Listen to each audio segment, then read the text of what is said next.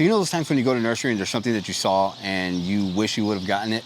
Well, I meant to do a video on going to get something, but it started to pour on us, and I'll show you a little bit of what happened. You ready to stand in the I went to go pick up one of the girls from school and went straight to Home Depot because this is where I found this particular item.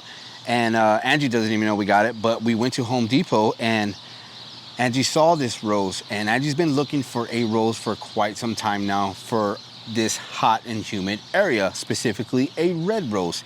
And so we talked about it, and I decided, you know what, I just have to go get it. Let me show you what that is. All right, so this is Don Juan, a climbing rose, and it's a beautiful red rose, a velvety red rose. Angie actually has photos of it from when we were at Home Depot of how beautiful it actually looks. Now, it doesn't look that great right now because obviously it was there in the nursery, and it has a lot of dying blooms, and I'm gonna prune those back right now and talk a little bit about this rose because we're excited to have this one. We've been looking for a red rose that's gonna tolerate the weather here and a climber at that. We were thinking about getting Tess from David Austin. Now, Don Juan rose you can actually find on the David Austin website as well for sale.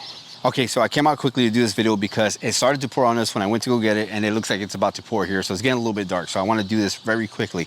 But the awesome thing about this rose is that it is a very heat and humid tolerant rose, and like I said, we've been talking about what rose we can get to put in this garden here. I don't know where it's going yet, but I think we have some pretty good ideas, and we'll talk about that later as, you know, next season comes up and we start to figure out what we're doing here in this garden and how we're gonna set up some of these beds that we plan on doing, maybe the kitchen garden. You know, we talked about even putting a rose in the front, but that's yet to be determined. But I did want to talk about this rose because it's a beautiful rose. It grows about 10 feet tall. And again, it's very tolerant of the heat here. As you can see, it is fall right now. It's the end of October actually, and it's got some beautiful blooms. The great thing about this rose is everything that I'm reading is that it's gonna do absolutely well here. And the one thing you can do is you can actually deadhead this rose and it'll continue to bloom. One of the few roses that will continue to rebloom over the course of summer overs and overs again. Now, from what I read again, this rose will actually bloom from spring all the way till late fall. So that's something to be very excited about. And then this foliage, this dark green foliage, absolutely looks beautiful.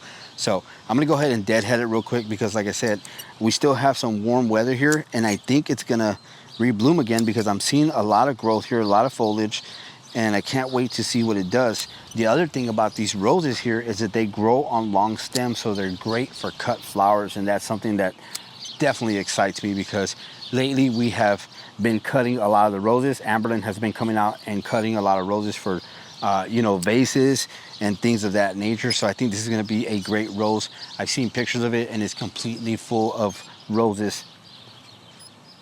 All right, so this is not a new rose. I think this rose was actually introduced back in 1958, and we've seen it before. We've heard it mentioned before. We just never did any research into it before because, again, not a rose we were looking for at the time, but now that we're here, we're definitely interested in growing a rose like this. I mentioned earlier we were looking at Tess of Duberville. I think that's how you pronounce it. You know, don't quote me if I'm wrong, but you know, it was a rose we were looking at, and this one is actually in the David Austin catalogs. We have a few catalogs from David Austin, and you can actually find this one in there. You can find it on the website as well. If you want some more information on it, go ahead and look it up. It's got plenty of information, but we're excited to have this one growing in the garden. That's it, guys. I just wanted to show you this rose real quick. I know Angie is just as excited, but it's about to rain. You guys always ask where Angie's at. They're actually inside right now. The kids are helping make dinner, so we're getting that going before it actually starts to pour because the sky's getting a little bit darker. But hope you enjoyed this video, and we'll see you guys in the next one. Bye.